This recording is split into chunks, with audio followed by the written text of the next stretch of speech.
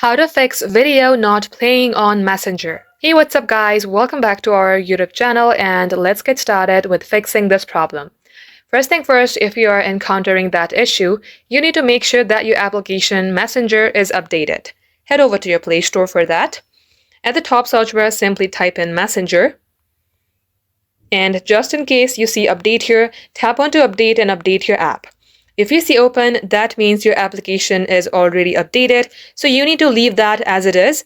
Once done, open up your settings. Scroll all the way below and tap on apps. Here you will see a search bar icon on your top right hand side. You have to tap onto it. And in here, you have to type in Messenger. Tap onto your Messenger. Scroll below, then tap on storage. Here, clear the cache. And if you remember your credentials like your Facebook password or username, you can simply go ahead and clear the data as well. Once done, come back onto App Info page, tap on Permissions. Make sure that you have allowed permissions for photos and videos. Tap onto it, then tap on Always Allow All. Likewise, come back onto App Info page, tap on Force Stop, then OK. Once you do all this, restart your device, get logged into your account, and this shall definitely fix your problem. That is all for today and thank you for watching.